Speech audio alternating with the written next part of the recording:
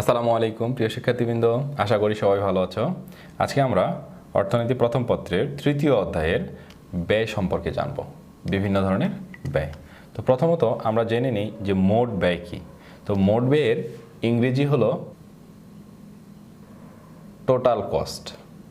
মোট ব্যয়ের ইংরেজি হলো টোটাল কস্ট, সংক্ষেপে একে আমরা টিসি দিয়ে প্রকাশ করব। তো মোট ব্যয়কে সংক্ষেপে টিসি দিয়ে প্রকাশ করা হয়। মোট ব্যয় কি? যে উৎপাদনের বিভিন্ন উপকরণ বাবদ যে ব্যয় তাকেই বলা হয় মোট ব্যয়, বা তার সমষ্টিকে বলা হয় মোট ব্যয়। উৎপাদনের বিভিন্ন উপকরণ রয়েছে, সেই উপকরণগুলোর জন্য আমরা কি ব্যয় করতেছি, কি পরিমাণ ব্যয় করতেছি, সেটার যদি যোগফল নির্ণয় করি তাহলে আমরা পাবো মোট ব্যয় বা টিসি, অর্থাৎ টোটাল কস্ট। তো এটা সংক্ষেপে টিসি দিয়ে প্রকাশ করা হবে, এটা আমরা সবসময় মনে রাখার চেষ্টা করব। পরবর্তীতে আমরা যতবার ব্যবহার করব তো এই টিসি শব্দটি ব্যবহার করব। তাহলে আমরা মোট ব্যয় কী জানলাম? যে উৎপাদনের বিভিন্ন উপকরণের জন্য যে ব্যয় তার সমষ্টিকেই বলা হয় মোট ব্যয়, অর্থাৎ টিসি। তো উৎপাদনের উপকরণগুলো সাধারণত দুই ধরনের হয়। কিছু উপকরণ হয় স্থির আর কিছু উপকরণ হয় পরিবর্তনশীল। তো যেই উপকরণগুলো আমরা উৎপাদনের শুরুতে স্বল্পকালে সহজে চেঞ্জ করতে পারি না, সেই উপকরণগুলোকে বলা হয় স্থির উপকরণ। আর যেই উপকরণগুলো আমরা যে কোনো সময়ে চেঞ্জ করতে পারি সেই উপকরণগুলোকে বলা হয় পরিবর্তনশীল উপকরণ। স্থির উপকরণ কোনগুলো? যেমন জমি, বিল্ডিং, এগুলো যদি আমরা একবার ক্রয় করি বা বিল্ডিং একবার নির্মাণ করি তাহলে এগুলো আর সহজে চেঞ্জ করতে পারি না। তাহলে যে কোনো উৎপাদন প্রতিষ্ঠানের জন্য আমার জমি, বিল্ডিং এবং কিছু মেশিনারিজ যন্ত্রপাতি বা মূলধন যন্ত্রপাতি আমরা এগুলো প্রাথমিকভাবে স্থাপন করার পরে স্বল্পকালে এগুলো চেঞ্জ করতে পারি না, এজন্য এগুলোকে বলা হয় স্থির উপকরণ। এবং শ্রমিক, কাঁচামাল, এগুলো আমরা যে কোনো সময় চেঞ্জ করতে পারি এবং চাইলে বাড়াতে পারি, চাইলে কমাতেও পারি। এজন্য এগুলো আমি যে কোনো সময় যেহেতু চেঞ্জ করতে পারি, এজন্য এগুলোকে বলা হয় পরিবর্তনশীল উপকরণ। আর কোনো একটা দ্রব্য উৎপাদনের জন্য বা কোনো উৎপাদন প্রতিষ্ঠানের জন্য এই দুই ধরনের উপকরণের সমন্বয়ে কোনো একটা দ্রব্য উৎপাদন করা হয়। তো এই জন্য এই স্থির উপকরণের জন্য ব্যয় এবং পরিবর্তনশীল উপকরণের জন্য যে ব্যয়, এই দুই ব্যয়ের সমষ্টি হলো মোট ব্যয়। তাই মোট ব্যয়কে আমরা লিখতে পারি TFC plus TVC. TFC plus TVC. এই টিএফসি হলো টোটাল ফিক্সড কস্ট, অর্থাৎ মোট স্থির ব্যয়, এবং টিভিসি হলো টোটাল ভেরিয়েবল কস্ট, অর্থাৎ মোট পরিবর্তনশীল ব্যয়। তো পরিবর্তনশীল উপকরণের জন্য যে ব্যয় তার সমষ্টিকে বলা হচ্ছে টিভিসি, আর স্থির উপকরণের জন্য যে ব্যয় তার সমষ্টিকে বলা হচ্ছে টিএফসি। আর এই দুই ব্যয়ের যোগফল হলো আমার মোট ব্যয় টিসি। তাহলে টিএফসি কি? টিএফসি হলো টোটাল ফিক্সড কস্ট, অর্থাৎ মোট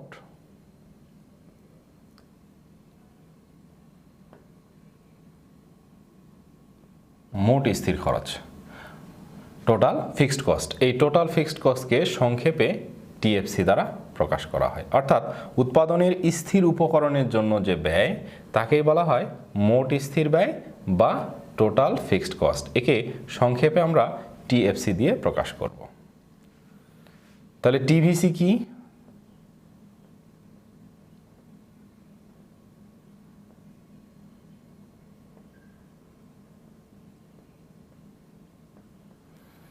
টোটাল ভেরিয়েবল কস্ট, অর্থাৎ মোট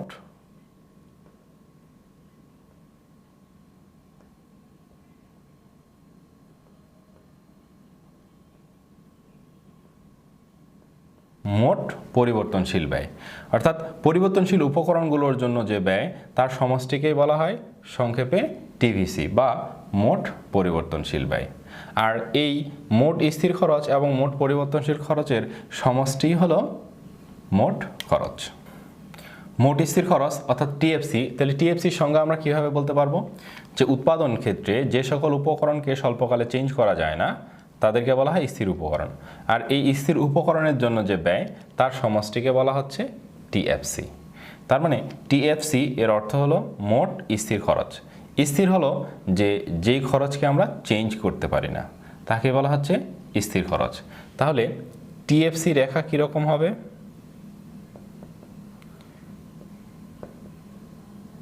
টিএফসি রেখা হবে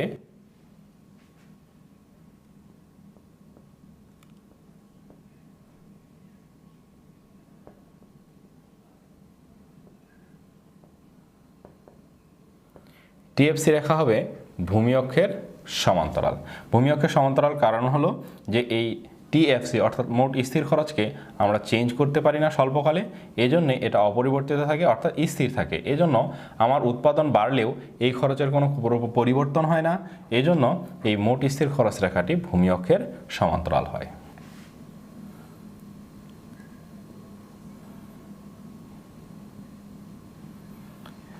তো এটি হলো আমার ভূমি অক্ষ, এটি হলো আমার লম্ব অক্ষ। যেহেতু স্থির খরচ রেখা ভূমি অক্ষের সমান্তরাল অর্থাৎ স্থির খরচের কোনো পরিবর্তন হয় না, এই জন্যে রেখাটি হবে এরকম ভূমি অক্ষের সমান্তরাল। আর এটাকেই বলতেছি আমরা সংক্ষেপে টিএফসি রেখা। তাহলে এবার আমরা মোট পরিবর্তনশীল খরচ একটু জেনে নিই। মোট পরিবর্তনশীল খরচ কি? যে উৎপাদনের যে সকল উপকরণকে আমরা সহজেই চেঞ্জ করতে পারি, সেই সকল উপকরণের জন্য যে ব্যয় তার সমষ্টিকে বলা হবে টিভিসি। তাহলে সেই টিভিসি রেখাটি কীরকম হয়?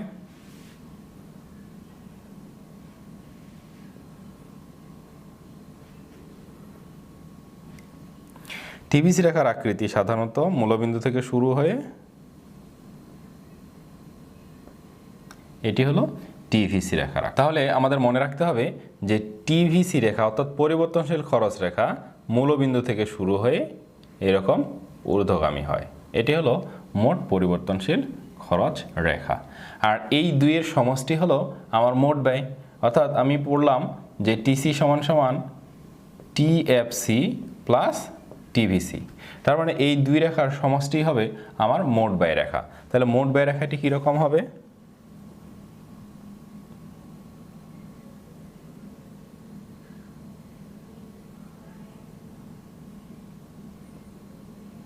মোট ব্যয় রেখা হবে যে এটা আমার স্থির খরচ রেখা অর্থাৎ এটা হবে টিএফসি এবং আমার মোট ব্যয় রেখা শুরু হবে এখান থেকে, এটা হবে আমার টিসি রেখা। তো মোট ব্যয় রেখা শুরু হবে যে স্থির খরচ যেখানে সেখান থেকে শুরু হয়ে মোট ব্যয় রেখার আকৃতি হবে এরকম।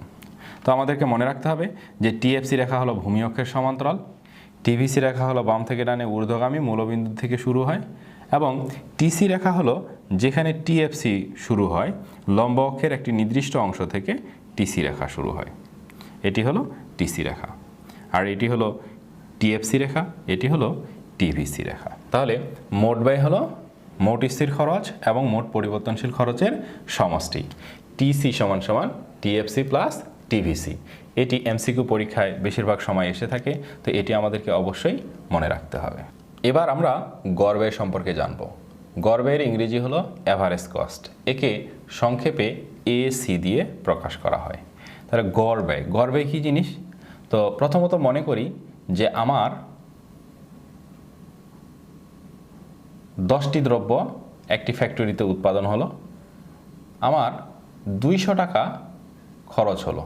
10টি দ্রব্য উৎপাদন করলাম, আমার 200 টাকা খরচ। তাহলে আমি যদি বলি যে আমার অ্যাভারেজে খরচ কত, তাহলে আমি কি করি? সাধারণত আমি এই মোট খরচকে আমি 10টি যে দ্রব্য উৎপাদন করেছি সেটা দিয়ে ভাগ করব। ভাগ করলে আমি পেয়ে যাব 20 একক। এর মানে হচ্ছে যে আমার একটা দ্রব্য উৎপাদনের পেছনে কত টাকা খরচ হলো, আর সেটাকেই বলা হচ্ছে গড় ব্যয়। তার মানে আমার মোট খরচ হলো 200 আর আমার উৎপাদন হলো 10 একক, আমি ভাগ করলাম, ভাগ করে পেলাম 20, এটিকে বলা হচ্ছে গড় ব্যয়। তাহলে এর অর্থ কি দাঁড়াচ্ছে? যে আমার একটা দ্রব্য উৎপাদনের পেছনে যে পরিমাণ খরচ সেটাকে বলছে গড় ব্যয়। তাহলে গড় ব্যয়ের সংজ্ঞা সংক্ষেপে কি হবে? যে উৎপাদনের একক প্রতি ব্যয়।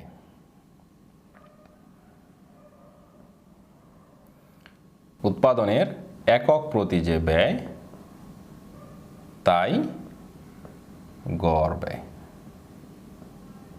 অর্থাৎ এক একক দ্রব্য উৎপাদনের পেছনে আমার যে খরচ সেটাকে বলা হয় গড় খরচ। তাহলে গড় খরচকে আমরা প্রকাশ করি এসি দিয়ে। তাহলে এসি বের করার ফর্মুলা হলো টিসি ডিভাইডেড বাই কিউ। তো এখানে টিসি হলো আমার মোট ব্যয় এবং কিউ হলো আমার উৎপাদনের পরিমাণ। তার মানে আমি কি করলাম? মোট ব্যয়কে আমার উৎপাদনের পরিমাণ দ্বারা ভাগ করলাম। উৎপাদনের পরিমাণ, তাহলে মোট ব্যয়কে যদি আমি উৎপাদনের পরিমাণ দ্বারা ভাগ করি তাহলে আমি পাবো গড় ব্যয়। তাহলে গড় ব্যয়ের সংজ্ঞা আমরা সংক্ষেপে মনে রাখবো যে উৎপাদনের একক প্রতি যে ব্যয় তাকে বলা হবে গড় ব্যয়, এবং গড় ব্যয় বের করার ফর্মুলা হলো মোট ব্যয়কে আমার উৎপাদনের পরিমাণ দ্বারা ভাগ করতে হবে, অর্থাৎ টিসি ডিভাইডেড বাই কিউ। এগুলো এমসিকে আসার সম্ভাবনা অনেক বেশি। তাহলে আমরা অন্যভাবেও বলতে পারি গড় ব্যয়ের সংজ্ঞা যে এক একক দ্রব্য উৎপাদনের জন্য আমার যে খরচ সেটাকে বলা হচ্ছে গড় খরচ বা গড় ব্যয়। এবার আমরা প্রান্তিক ব্যয় সম্পর্কে জানব। প্রান্তিক ব্যয়ের ইংরেজি হলো মার্জিনাল কস্ট। সংক্ষেপে একে আমরা এমসি দিয়ে প্রকাশ করি। তাহলে প্রান্তিক ব্যয় কি? প্রথমত মনে করি যে আমি 10টা দ্রব্য উৎপাদন করি, আমার 100 টাকা খরচ হলো। এবার আমি একটা দ্রব্যের উৎপাদন বাড়াবো, অর্থাৎ 11টা দ্রব্য উৎপাদন করব, তাহলে আমার অবশ্যই খরচ বাড়বে। মনে করি যে আমার 108 টাকা খরচ হয়। তাহলে এই যে আমি একটা দ্রব্য বেশি উৎপাদন করলাম, আগে 10টা দ্রব্য উৎপাদন করতাম তখন আমার খরচ হতো 100 টাকা, এখন আমি 11টা দ্রব্য উৎপাদন করলাম, আমার খরচ হলো 108 টাকা। তাহলে একটা দ্রব্য বেশি উৎপাদনের জন্যে আমার খরচ কত টাকা বাড়লো? আগে ছিল 100 টাকা আর এখন খরচ বেড়ে হলো 108 টাকা। তার মানে একটা দ্রব্য বেশি উৎপাদনের জন্য আমার খরচ বাড়লো 8 টাকা। তাহলে উৎপাদন ক্ষেত্রে এই একটা দ্রব্য যদি আমি বেশি উৎপাদন করতে চাই, অর্থাৎ এক একক দ্রব্য বেশি উৎপাদন করতে চাই, তাহলে আমার মোট ব্যয় যতটুকু বাড়ে বা মোট ব্যয় যতটুকু পরিবর্তন হয় তাকে বলা হয় প্রান্তিক ব্যয় বা প্রান্তিক খরচ। তাহলে মার্জিনাল কস্টের সংজ্ঞা হবে যে উৎপাদন ক্ষেত্রে যদি আমি এক একক দ্রব্য বেশি উৎপাদন করতে চাই, তাহলে আমার মোট ব্যয় যতটুকু পরিবর্তিত হয় তাকে বলা হয় প্রান্তিক ব্যয়। তাহলে প্রান্তিক ব্যয়ের ফর্মুলা হলো এমসি সমান সমান del C by del Q. তো ডেল সি হলো মোট ব্যয়ের পরিবর্তন আর ডেল কিউ হলো উৎপাদনের পরিবর্তন, অথবা আমরা লিখতে পারি del TC divided by del Q. তাহলে ডেল টিসি কি? ডেল টিসি অথবা ডেল কিউ হলো ডেল সি হলো আমার ব্যয়ের পরিবর্তন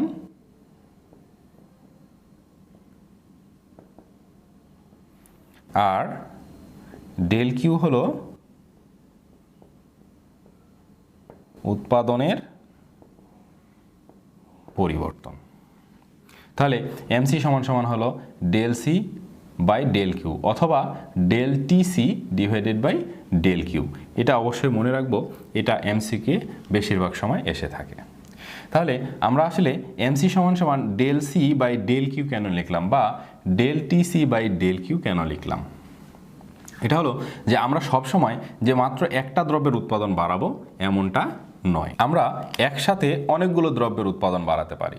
যেমন প্রথমত আমি 10টা দ্রব্য উৎপাদন করছিলাম, তখন আমার মোট খরচ হলো 100 টাকা।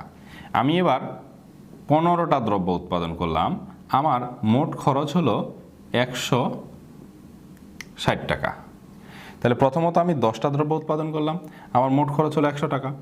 এবার আমি 15টা দ্রব্য উৎপাদন করলাম, আমার মোট খরচ হলো 160 টাকা। এক্ষেত্রে আমার প্রান্তিক ব্যয় কত হবে? তা আমরা প্রান্তিক ব্যয়ের সংজ্ঞায় জানলাম যে উৎপাদন ক্ষেত্রে যদি এক একক দ্রব্য বেশি উৎপাদন করা হয়, তাহলে তার জন্য আমার মোট ব্যয় যতটুকু বাড়ে তাকে বলা হয় প্রান্তিক ব্যয়।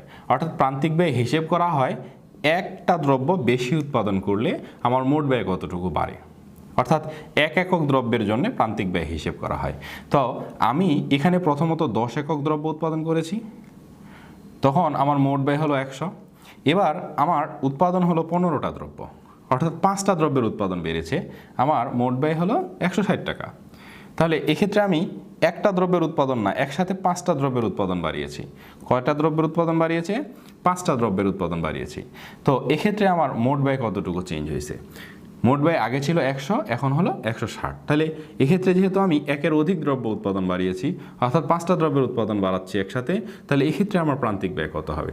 তো এক্ষেত্রে প্রান্তিক ব্যয় বের করার ফর্মুলা হলো যে এমসি সমান সমান del C by del Q অথবা del TC by del Q. অর্থাৎ এই ডেল সি হলো আমার মোট ব্যয়ের পরিবর্তন, অর্থাৎ মোট ব্যয় কতটুকু বাড়লো, আর এই ডেল কিউ হলো আমার উৎপাদন কতটুকু বাড়লো।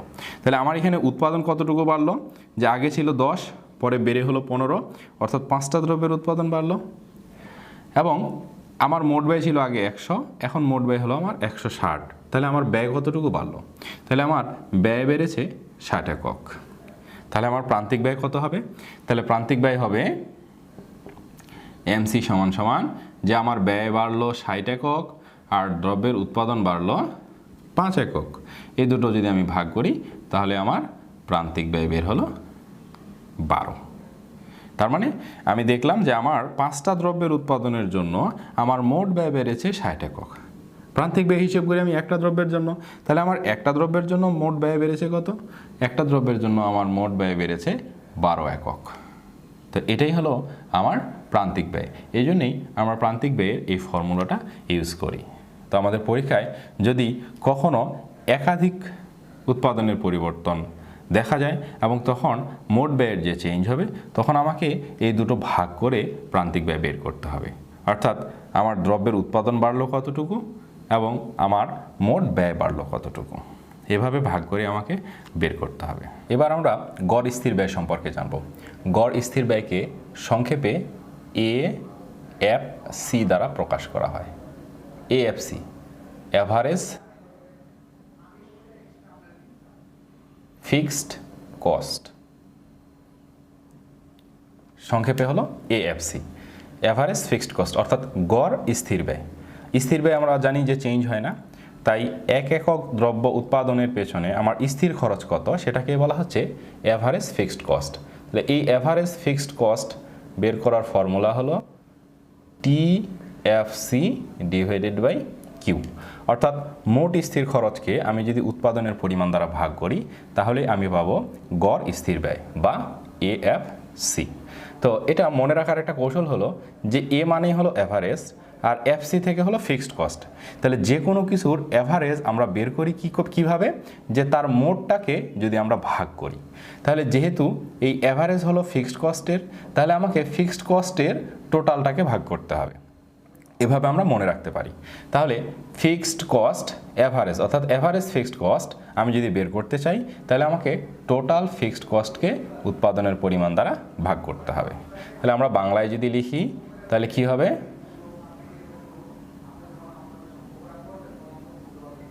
মোট স্থির ব্যয় ভাগ উৎপাদন, তাহলে আমি পাবো গড় স্থির খরচ। তো এবার আমরা জানব গড় পরিবর্তনশীল খরচ বা AVC। AVC,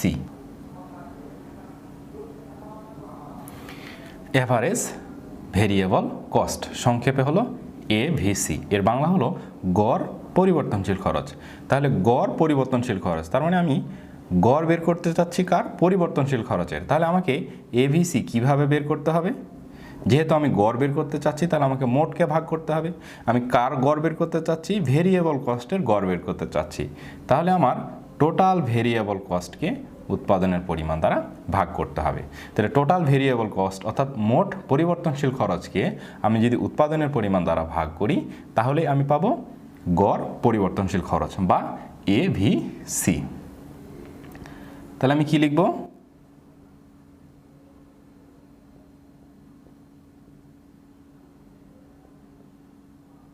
তাহলে মোট পরিবর্তনশীল খরচকে আমি যদি উৎপাদনের পরিমাণ দ্বারা ভাগ করি তাহলে আমি পাবো গড় পরিবর্তনশীল খরচ। তো এবার আমরা এই গড় স্থির খরচ এবং গড় পরিবর্তনশীল খরচ অর্থাৎ AFC এবং AVC থেকেও আমরা AC বের করতে পারি। কিভাবে বের করতে পারি, এই AC সমান সমান AFC প্লাস AVC। তো আমাদের এটা মনে রাখতে হবে যে AC সমান সমান AFC প্লাস AVC আর AVC সমান সমান TVC divided by Q, AFC সমান সমান TFC ডিভাইডেড বাই কিউ। তো এগুলো আমাদের সৃজনশীল প্রশ্নের ক্ষেত্রে কাজে লাগবে এবং MCQর ক্ষেত্রেও এগুলো ব্যবহৃত হবে। অনেক সময় পরীক্ষায় আসে যে AFC সমান সমান কি, তাহলে AFC হবে TFC divided by Q, AVC সমান সমান হলো TVC ডিভাইডেড বাই কিউ। আবার AC সমান সমান কি, AC সমান সমান হলো AFC প্লাস AVC। তো অনেক সময় আমাদের কোশ্চিনে AFC দেওয়া থাকবে এবং এসি দেওয়া থাকবে, আমাদেরকে এভিসি বের করতে হবে। তাহলে আমরা কীভাবে পাবো? এখানে অল্টারনেট করে আমরা সবগুলো পাই। যদি আমার এএফসি বের করতে হয় তাহলে আমি কি করব? এসি মাইনাস এভিসি করব। আবার আমাকে যদি এভিসি বের করতে হয় তাহলে আমি কি করব? এসি থেকে এএফসিকে বিয়োগ দিব। তাহলে এভাবে আমরা এসি পাবো এএফসি আর এভিসি যোগ করে। এএফসি যদি পেতে চাই আমার, তাহলে এসি থেকে এভিসি বিয়োগ দিতে হবে। আবার আমি যদি এভিসি বের করতে চাই তাহলে এসি থেকে এএফসি বিয়োগ দিতে হবে। তো এগুলো আমার সাধারণত সিকিউ এর ক্ষেত্রে কাজে লাগবে, অর্থাৎ সৃজনশীল প্রশ্নের উত্তরের ক্ষেত্রে আমার এগুলো কাজে লাগতে পারে। তো আমরা আসলে এই যে এসি সমান সমান এএফসি প্লাস এভিসি, এটা আসলে কিভাবে পেলাম? তো আমরা জানি টিসি সমান সমান টিভিসি প্লাস টিএফসি। তো টিসি হলো মোট ব্যয়, টিভিসি হলো মোট পরিবর্তনশীল ব্যয়, আর টিএফসি হলো মোট স্থির খরচ। তো এটা আগে এবং এটা পরে, এটা কোনো ফ্যাক্ট না।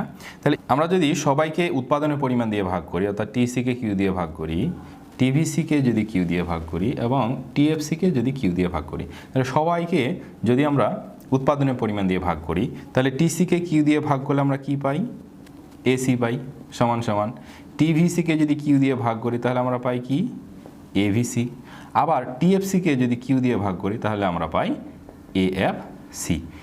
এটা থেকেই আমরা এই সূত্রটা পেয়েছি যে এসি সমান সমান এভিসি প্লাস এএফসি। তো আসলে এইগুলো আমাদের মনে রাখতে হবে এমসিকিউ এবং সৃজনশীলের অ্যান্সার করার জন্য। এমসিকিউ আসলে আমাদের সূত্রটা আসবে সরাসরি, এবং সৃজনশীলের অ্যান্সার করার জন্য আমার এই সূত্রগুলো অ্যাপ্লাই করতে হবে। তো এবার আমরা জানি যে টিসি সমান সমান টিএফসি আর টিভিসির যোগফল। তো আমার কোশ্চিনে অনেক সময় টিসি দেওয়া থাকবে এবং টিভিসি দেওয়া থাকবে, আমাকে টিএফসি নির্ণয় করতে হবে। তাহলে আমি কিভাবে টিএফসি পাবো?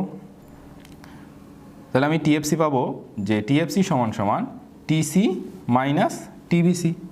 কেন? টিভিসি আর টিএফসি যোগ করলে আমি টিসি পাই, মোট ব্যয় পাই। তাহলে আমার যদি মোট ব্যয় আর মোট পরিবর্তনশীল ব্যয় দেওয়া থাকে, আমাকে যদি স্থির খরচ বের করতে বলে তাহলে আমি এই দুটো বিয়োগ করলেই মোট স্থির খরচ পেয়ে যাব। আবার আমার যদি টিএফসি দেওয়া থাকে এবং মোট ব্যয় দেওয়া থাকে, অর্থাৎ টিসি দেওয়া থাকে, যদি টিভিসি বের করতে বলে তাহলে টিভিসি আমি কিভাবে পাবো? যে টিসি থেকে যদি টিএফসি বিয়োগ দিই তাহলেই আমি টিভিসি পাবো। তো এগুলো আমাদের সৃজনশীল অ্যান্সার করার জন্য সব ক্ষেত্রে অ্যাপ্লাই করতে হতে পারে। তো এগুলো মনে রাখবে সঠিক মতো। তো আজকের মতো এখানে শেষ করি। সবাই সুস্থ থাকবে, ভালো থাকবে। আল্লাহ হাফেজ।